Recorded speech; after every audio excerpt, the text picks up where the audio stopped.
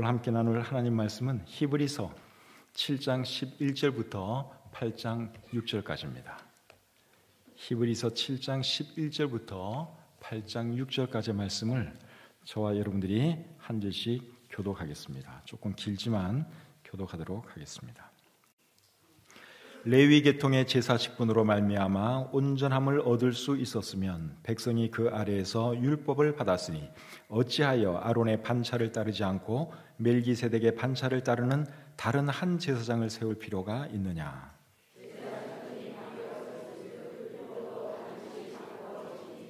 이것은 한 사람도 제단 일을 받들지 않는 다른 지파에 속한 자를 가리켜 말한 것이라.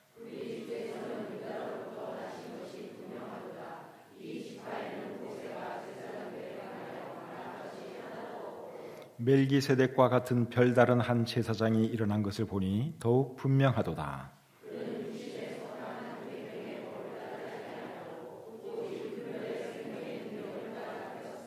증언하기를 네가 영원히 멜기세덱의 반차를 따르는 제사장이라 하였도다.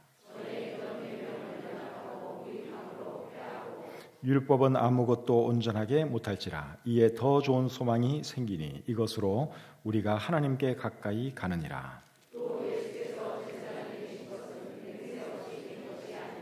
그들은 맹세 없이 제사장이 되었으되 오직 예수는 자기에게 말씀하신 이로 말미암아 맹세로 되신 것이라. 주께서 맹세하시고 뉘우치지 아니하시리니 네가 영원히 제사장이라 하셨도다. 제사장 된 그들의 수효가 많은 것은 죽음으로 말미암아 항상 있지 못함이로되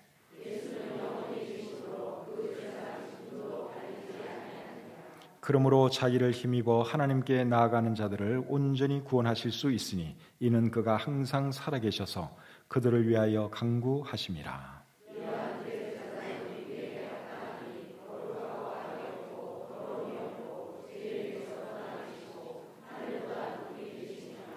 그는 저 대제사장들이 먼저 자기 죄를 위하고 다음에 백성의 죄를 위하여 날마다 제사 드리는 것과 같이 할 필요가 없으니 이는 그가 단번에 자기를 드려 이루셨음이라.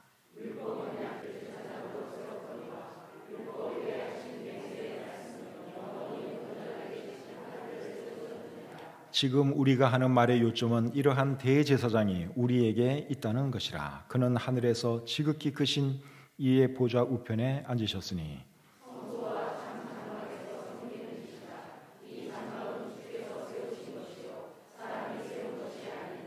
대제사장마다 예물과 제사 드림을 위하여 세운 자니 그러므로 그도 무엇인가 드릴 것이 있어야 할지니라.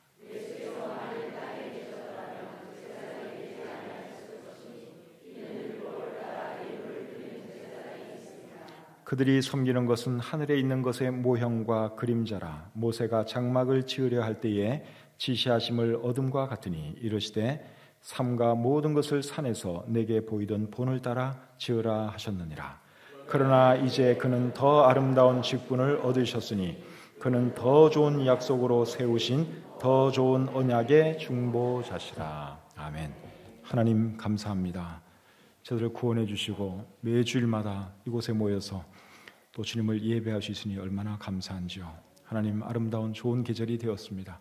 이 계절에 우리의 삶이 주님께 더 영광 돌리게 하시고 또 많은 열매로 하나님께 영광 돌리게 해 주시옵소서.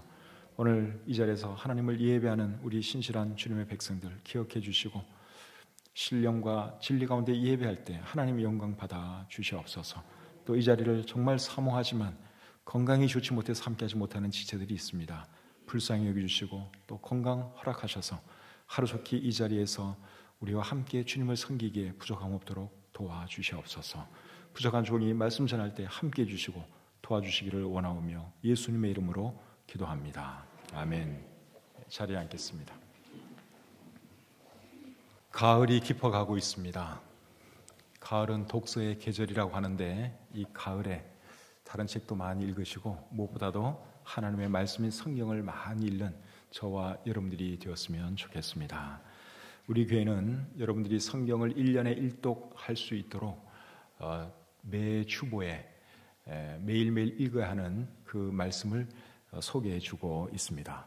주보에 나와 있는 대로 여러분들이 성경을 읽는지 제가 잘 모르겠지만 여러분들이 주보에 나와 있는 대로 성경을 읽고 계신다면 지난 주간에 구약 성경 읽는 것을 끝내고 어제부터 이제 신약 성경에 들어갔죠.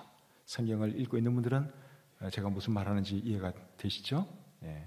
이 중에 아직 성경 안 읽는 분 계시면 내일부터라도 여러분 신약 성경 한번 읽으시길 바랍니다. 우리 주보에 나와 있는 대로 쭉 읽기만 하면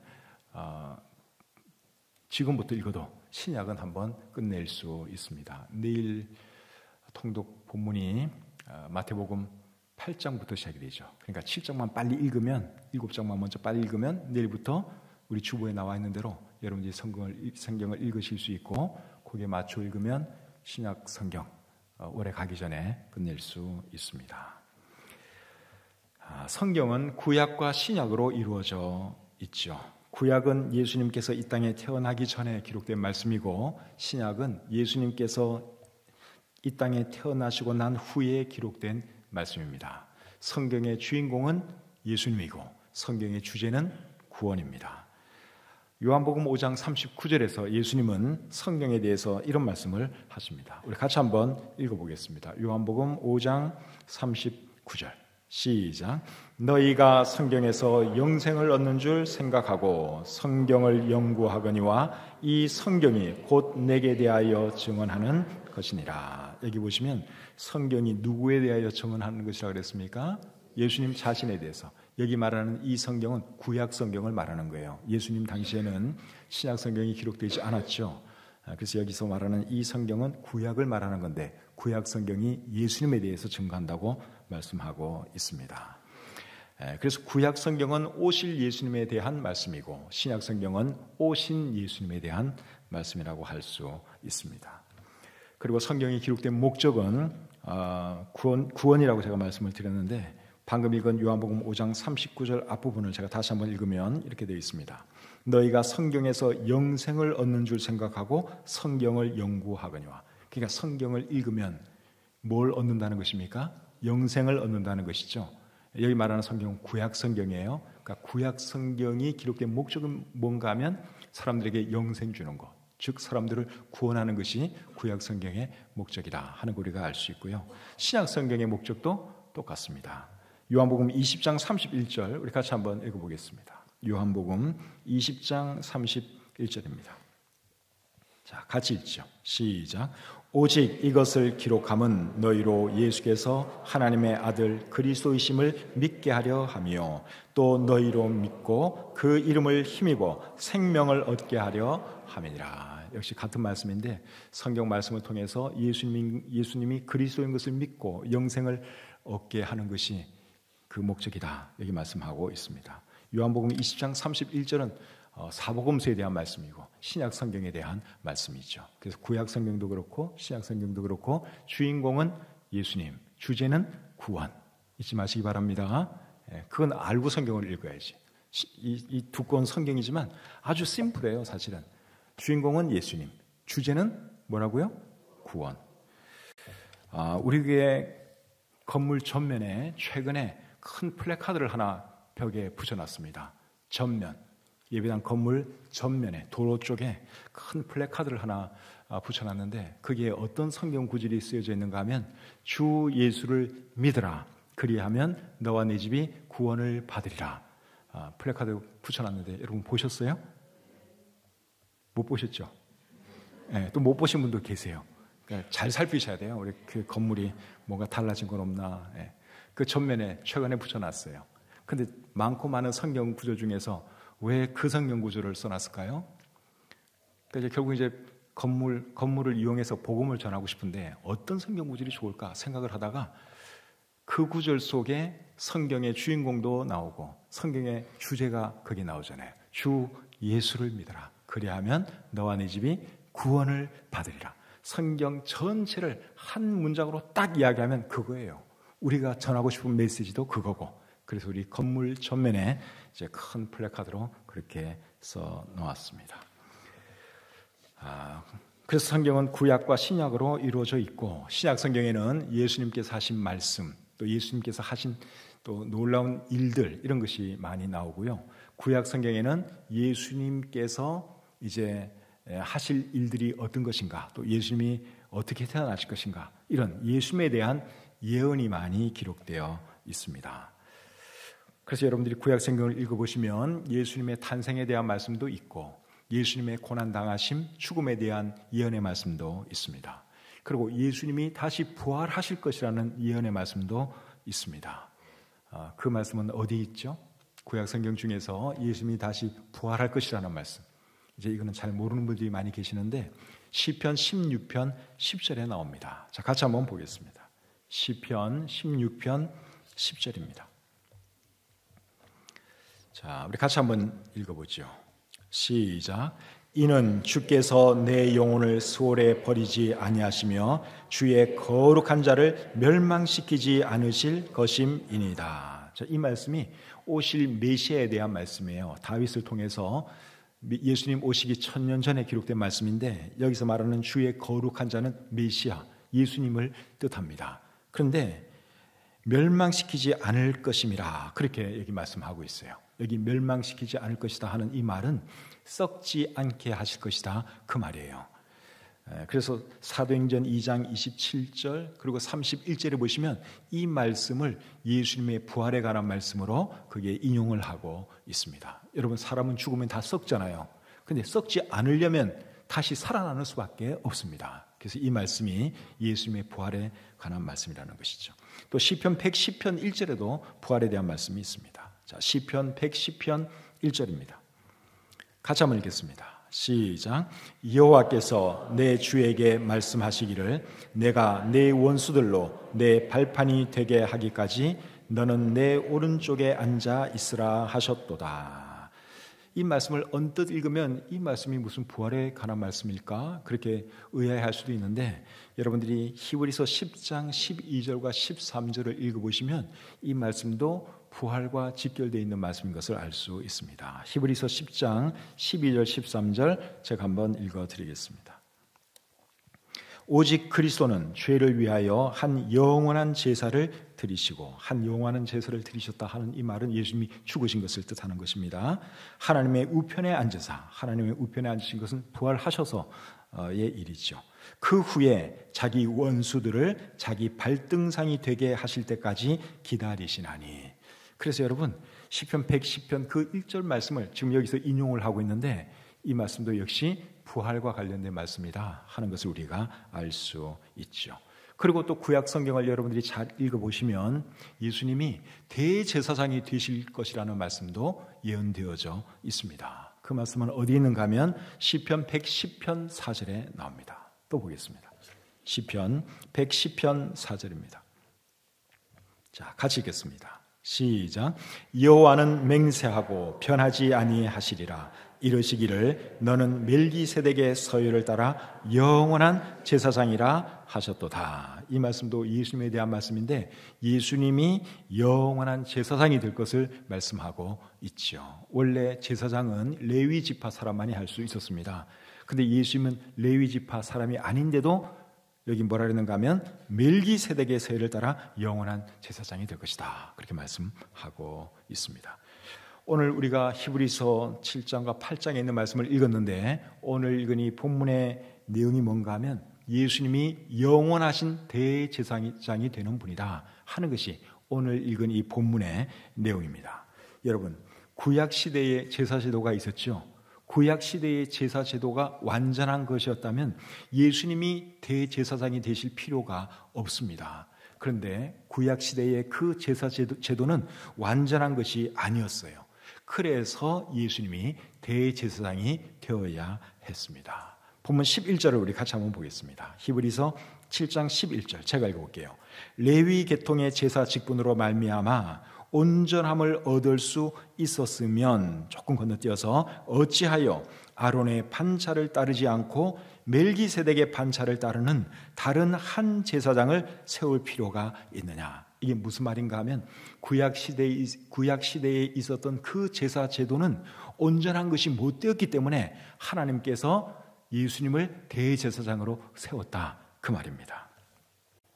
그렇다면 여러분, 완전하지도 않은 그 제사 제도를 왜 하나님은 만들어 놓고 사람들로 하여금 그것을 지키게 했을까요?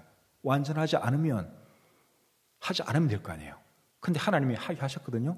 이런 제사 제도가 있으니까 너희들은 그렇게 해서 죄 사함 받으라. 하나님이 그렇게 명령을 하셨어요.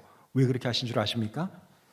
완전하신 대제사장으로 오실 예수님을 미리 보여주기 위해서 그렇게 하신 것입니다. 그래서 구약 시대의 제사 제도는 모형이고 그림자고 실체는 예수님이시죠. 자, 우리 8장 5절 보겠습니다. 오늘 본문 히브리서 8장 5절입니다. 그들이 섬기는 것은 하늘에 있는 것의 모형과 그림자라.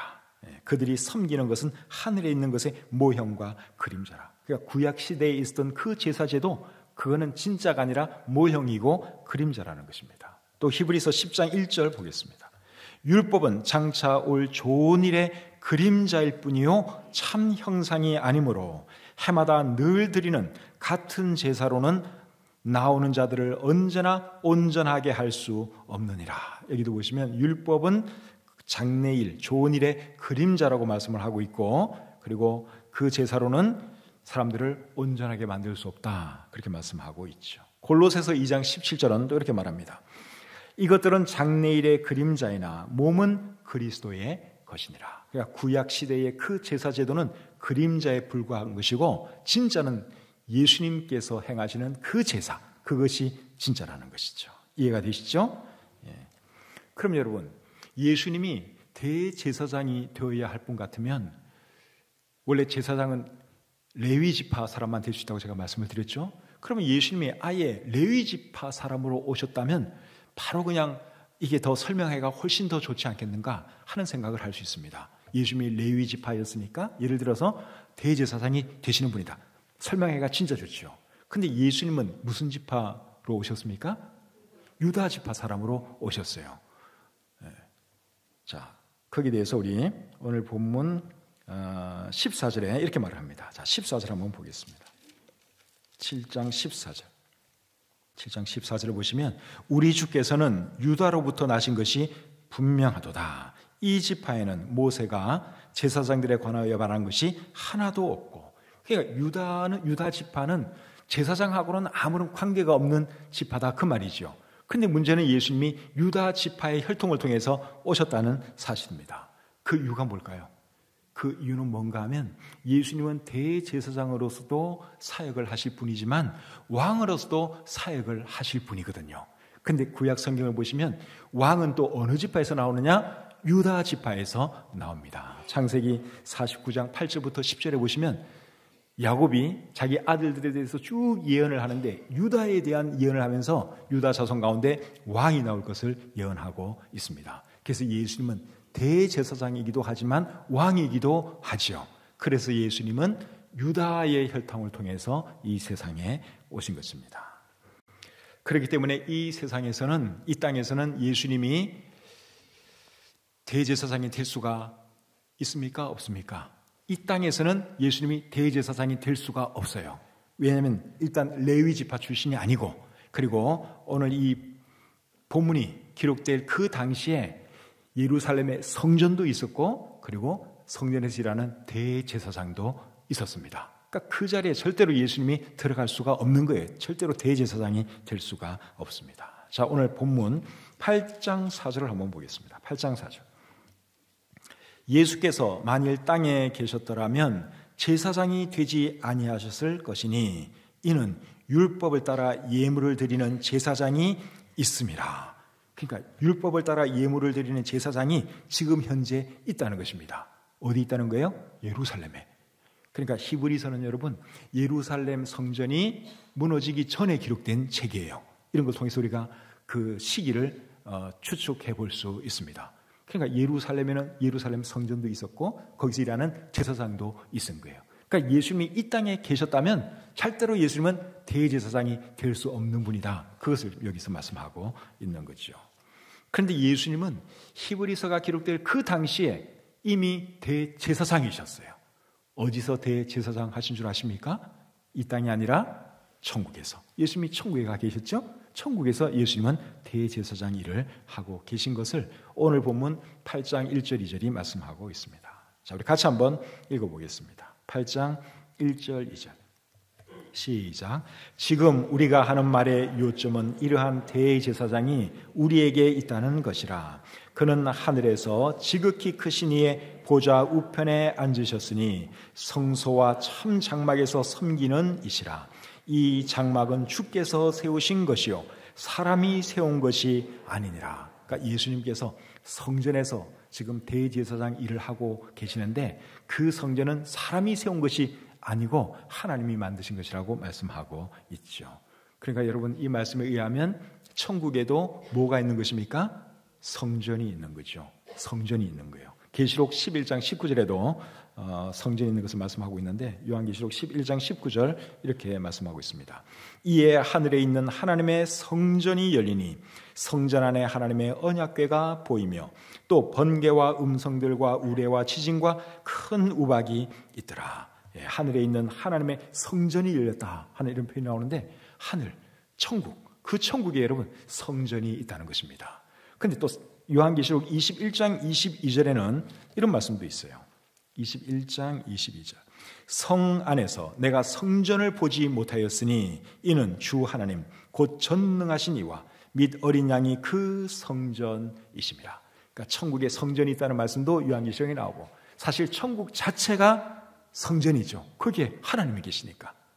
그래서 요한계시록 21장 22절은 천국 자체가 사실은 성전이다 하는 그러한 뜻입니다. 그래서 예수님은 레위 지파 출신은 아니지만 하늘의 대제사장이라는 사실이죠. 그렇다면 예수님은 족보 없는 제사장이냐? 그거는 아니에요.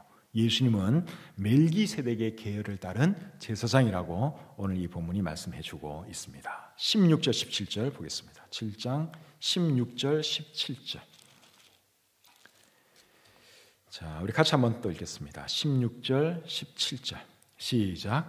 그는 육신에 속한 한 계명의 법을 따르지 아니하고 오직 불멸의 생명의 능력을 따라 되었으니 증언하기를 네가 영원히 멜기세덱의 반차를 따르는 제사장이라 하였도다. 예수님이 누구의 반차를 따른 제사장이라고요? 멜기세덱. 레위 계열은 아니에요. 멜기세덱 계열을 쫓은 제사장이 예수님이시다. 그렇게 말씀하고 있습니다. 그리고 오늘 이 본문에 보시면 예수님은 하나님의 맹세를 통해서 대제사장이 되신 분임을 많이 강조하고 있습니다. 자, 20절, 21절 같이 한번 읽겠습니다. 20절, 21절 시작. 또 예수께서 제사장이 되신 것은 맹세 없이 된 것이 아니니 그들은 맹세 없이 제사장이 되었으되 오직 예수는 자기에게 말씀하신 이로 말미암아 맹세로 되신 것이라. 주께서 맹세하시고 뉘우치지 아니하시리니 네가 영원히 제사장이라 하셨도다. 방금 읽은 이 내용이 뭔가 하면 예수님은 맹세에 의해서 제사장이 되신 분인데 누구의 맹세에 의해서 제사장이 되셨느냐? 하나님이 맹세로 예수님을 제사장으로 세웠다 그 말입니다. 28절에도 또 역시 같은 말씀이 기록되어 있는데 자, 같이 한번 더 읽겠습니다. 28절 시작. 율법은 약점을 가진 사람들을 제사장으로 세웠거니와 율법 후에 하신 맹세의 말씀은 영원히 온전하게 되신 아들을 세우셨느니라. 그래서 하나님께서 맹세로 예수님을 대제사장 세우셨다 그런 말씀을 여기도 하고 있는데 이 말씀은 시편 110편 4절에 근거한 말씀이에요. 시편 110편 4절 말씀 우리가 아까 이미 살펴본 말씀인데 같이 한번 다시 읽어보겠습니다. 시편 110편 4절입니다. 자, 같이 읽습니다. 시작. 여호와는 맹세하고 변하지 아니하시리라. 이르시기를 너는 멜기세덱의 서열을 따라 영원한 제사장이라 하셨도다. 그래서 여기 보면 하나님께서 맹세를 하셨어요. 하나님이 맹세를 하시면서 뭐라 하셨는가 하면 너는 이제부터 멜기세덱의 서열을 따라 영원한 제사장이라. 근데 여러분 레위 계열의 대제사장들 중에는 하나님께서 맹세하면서 대제사장 세운 사람이 있습니까? 없습니까? 없죠? 사람 대제사장 중에는 그런 사람이 없어요. 근데 우리 예수님은 하나님이 맹세까지 하시면서 예수님을 제사장으로 세웠다 하는 거죠. 그리고 오늘 이 본문에 보시면 또 어떤 말을 하는가 하면 예수님은 매번 제사 지내는 그런 종류의 제사장이 아니라 한 번의 제사로 영원한 속죄를 이루신 그런 제사장인 것을 말씀하고 있습니다. 본문 27절 보겠습니다. 본문 27절입니다. 성경을 잘 알려면, 잘 배우려면 성경을 자꾸만 읽어야 되고 잘 봐야 됩니다. 그래서 제가 성경을 많이 읽는 편이죠. 자, 27절 말씀 같이 읽겠습니다. 시작. 그는 저 대제사장들이 먼저 자기 죄를 위하고 다음에 백성의 죄를 위하여 날마다 제사 드리는 것과 같이 할 필요가 없으니 이는 그가 단번에 자기를 드려 이루셨습니다. 여러분, 옛날 제사장들은 거의 매일 제사를 드려야 됩니다. 사람들 찾아올 때마다 제사를 드려야 되는 거예요. 사람이 한번 죄 짓고 용서받으면 끝나는 것이 아니라 또 죄 짓잖아요. 찾아올 때마다 또 제사 드려주고, 그리고 제사장 자신을 위해서도 또 제사를 드려야 됩니다. 자기도 사람이고 자기도 죄를 짓는 인간이다 보니까 자기를 위해서도 제사 드리고 백성들을 위해서도 제사 드리고 끊임없이 제사를 드려야 했습니다. 근데 예수님은 그게 아니에요. 단번에 인류의 모든 죄를 다 해결해 주시는 그런 제사를 드리셨죠. 그 말씀이 27절 말씀입니다. 27절 끝에 보면은 우리가 이미 읽은 말씀인데 끝에 보시면 이는 그가 단번에 자기를 드려 이루셨습니다. 뭘 드렸다고요? 자기를 드렸어요. 옛날 제사장들은 제사 드릴 때 소 잡아서 드리고 양 잡아서 드리고 뭐 이런 식으로 제사를 드렸어요. 근데 예수님은 자기를 드려서 온전한 제사를 드렸다. 그렇게 말씀하고 있습니다. 그러니까 예수님의 십자가 사건이 결국 뭔가 하면 예수님이 제사 드린 사건입니다. 그 제물은 자기 자신이었고, 그리고 온 인류의 죄를 용서해 주시기 위한 그 제사를 예수님이 2000년 전에 십자가 위에서 드리셨고, 그리고 지금은 대제사장으로서 천국에서 사역하고 계시죠. 그렇기 때문에 사람들이 어떻게 해야 하는 것입니까? 예수님을 믿어야 하는 것이죠. 히브리서 수신자들의 경우는 유대교로 돌아갈 생각하지 말고 끝까지 예수님을 잘 믿어야 하는 것입니다. 히브리서의 수신자들은 유대인 그리스도인들, 히브리 그리스도인들이었습니다. 그 사람들은 늘 어떤 생각하는가 하면 다 그런 건 아니지만 과거에 자신들이 했던 그 제사, 성전에 가서 제사 드리는 이런 거, 그에 대한 추억이 있는 거예요. 그래서 다시 돌아갈까? 이런 생각하는 사람들이 많이 있었습니다. 그래서 히브리서 기자가 그거는 아니기 때문에 이제 이 히브리서라는 책을 기록을 한 것이죠. 그리고 이 히브리서 책을 통해서 이 기자가 하는 말이 뭔가 하면 예수님은 레위 계열의 제사장들보다 훨씬 더 위대한 분이다 하는 것을 강하게 이야기하고 있고, 그리고 여러분들이 지금까지 온 그 제사 제도는 사실 그림자에 불과한 것이고 진짜는 예수님이다. 그러니까 흔들리지 말고 예수님 잘 믿어라 하는 것이 히브리서 기자가 유대인 그리스도인들에게 하시는 말씀이에요. 그런데 여러분, 예수님이 대제사장이 되신 것은 유대인들만을 위해서 되신 것은 아니고 우리를 위해서도 되신 것이고 이 세상 모든 사람들을 위해서도 되신 것이죠. 그래서 침례 요한이 예수님에 대해서 뭐라 그랬는가 하면 세상 죄를 지고 가는 하나님의 어린 양이다 그랬죠. 유대인들의 죄를 지고 가는 하나님의 어린 양이라 그러지 않고 세상 죄를 지고 가는 하나님의 어린 양이라 그랬어요.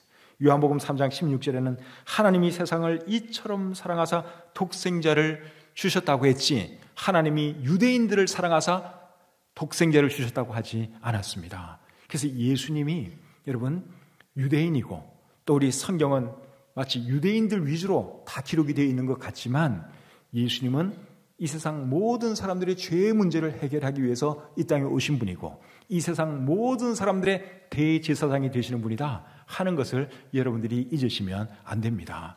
그런데 왜 성경은 자꾸만 유대인들 이야기를 하느냐? 왜 이스라엘 사람들을 이야기를 하고 모든 것이 이스라엘 위주로 돌아가느냐? 그 이유는 여러분 간단한 거예요. 예수님이 이스라엘 사람으로 오셨기 때문에 그렇습니다. 그래서 예수님이 어떤 과정을 거쳐서 오셨나 그것 쭉 보여주는 게 구약의 내용이에요. 유대인들의 맨 위의 조상이 아브라함인데 그래서 아브라함이 이런 생활을 하다가 그 다음에 그의 혈통을 통해서 이제 유다가 나오고 또 이제 왕들이 나오고 그래서 여러분 이 구약 성경은 주로 다 이스라엘 역사 이야기, 이스라엘 사람들에 대한 이야기예요. 그런데 그것은 하나님이 이스라엘 사람들만 더 사랑해서 그런 게 아니라 예수님이 이스라엘 사람으로 오시다 보니까 그 배경을 설명하는 과정에서 이제 이스라엘에 대한 많은 이야기를 하는 것이지, 예수님은 인류를 위해서 오신 분이고 이 세상 모든 사람들을 위해서 오신 분이다 하는 것을 여러분들이 잘 기억할 수 있기를 바랍니다. 예수님은 여러분 지금도 살아계십니다. 천국에서 대제사장 역할을 지금도 성실하게 수행하고 계십니다. 사람은 죄인이기 때문에 거룩하신 하나님 앞에 나아갈 수 없습니다. 그래서 하나님이신 예수님이 이 땅에 오셔서 십자가 지시고 대신 피 흘려 돌아가심으로 속죄의 제사를 하나님께 드리고 누구라도 예수님을 통해서 하나님 앞에 나아갈 수 있도록 해 주셨습니다. 그래서 사람이, 죄인이 하나님께 나아갈 수 있는 유일한 길은 뭐냐? 예수님의 그 공로 의지하는 길밖에 없습니다. 요한복음 14장 6절에서 예수님이 이렇게 말씀을 하세요. 내가 곧 길이요 진리요 생명이니 나로 말미암지 않고는 아버지께로 올 자가 없느니라. 여러분, 예수님이 교만해서 이런 말하는 것이 아닙니다. 사실이기 때문에. 사람이 착한 일 많이 한다고, 또 죄를 많이 지었으니까 고행을 한다고 해서 죄 문제 해결하고 구원받을 수 있느냐? 그렇지 않습니다. 사람이 여러분 착하면 뭐 얼마나 착하고 또 고행을 하면 얼마나 많이 고행할 수 있겠어요. 하나님에게는 그런 것이 통하지를 않습니다. 그런데 하나님이 사람들로 하여금 하나님께 나아갈 수 있는 길을 만들어 주셨는데 그게 예수 그리스도이시죠. 그래서 사도행전 4장 12절은 또 이렇게 말합니다.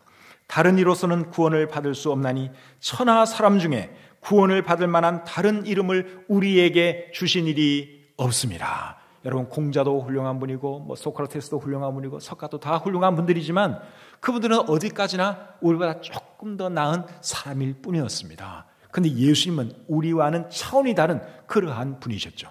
하나님이 인간의 몸을 입고 오신 분이 예수님이셨습니다. 그래서 그분은 우리를 위한 속죄의 제물이 되실 수 있었고 한 번의 그 피 흘림으로 이 세상 모든 사람들의 죄를 해결해 줄 수 있었던 것입니다. 여러분 중에 아직 예수님 믿지 않고 있는 분이 계시면 여러분 예수님 믿으시기를 바랍니다. 예수님 믿지 않고 끝까지 하나님 등지고 살아가면 어떻게 되느냐? 여러분 멸망당할 수밖에 없습니다. 히브리서 9장 27절에 보면 한 번 죽는 것은 사람에게 정해진 것이요 그 후에는 심판이 있다고 말씀하고 있습니다. 하나님께서 여러분들을 사랑하셔서 구원받을 수 있는 길을 주셨는데도 불구하고 여러분들이 계속 그것을 거부하면 하나님도 다른 길이 없어요. 그 죄값대로 그냥 벌 줄 수밖에 없는 것이죠. 그런데 우리 하나님은 참 감사하게도 우리가 그 형벌 당하지 않도록 예수님을 보내주셨고 예수님을 하여금 속죄의 제물이 되게 해 주셨습니다. 그래서 예수님의 공로를 의지하고 하나님께 나아가면 하나님이 우리를 받아주시고 죄 사해 주시고 의롭다 해주시고 하나님의 자녀로 받아주시는 것이죠. 이 사실을 아직 알지 못하는 분 계시면 꼭 예수님 믿으시고 여러분도 구원받으시기를 바랍니다. 마지막으로 오늘 본문 25절 같이 한번 읽고 마치겠습니다. 오늘 읽은 본문 중에서 제일 중요한 말씀이 7장 25절입니다. 자, 같이 읽겠습니다. 시작. 그러므로 자기를 힘입어 하나님께 나아가는 자들을 온전히 구원하실 수 있으니 이는 그가 항상 살아계셔서 그들을 위하여 간구하심이라. 아멘. 우리 하나님은 항상 살아계신 분이라고 말씀하고 있죠. 그리고 온전히 구원하실 수 있는 분이라고 말씀하고 있습니다. 구원이 필요한 분 계시면 예수님께 의뢰하세요. 예수님이 여러분에게 구원을 주실 수 있습니다. 기도하겠습니다. 하나님 아버지, 히브리서 말씀을 통해서 또 예수님이 대제사장 되시는 것에 대해서 잘 가르쳐 주시니 참 감사합니다. 우리가 누추한 죄인으로서 하나님께 나아갈 수 없는 자들이었는데 예수 그리스도의 그 공로로 말미암아 우리가 감히 하나님께 나아갈 수 있는 자가 되고 또 하나님의 자녀가 되게 해주신 것 감사합니다. 우리 중에 아직 하나님을 알지 못하는 분 계시면 불쌍히 여겨주시고 꼭 예수님을 마음의 주님으로 모셔드리고 구원받고 천국의 소망 가지고 살아가게 해 주시옵소서. 감사드리며 예수님의 이름으로 기도드립니다. 아멘.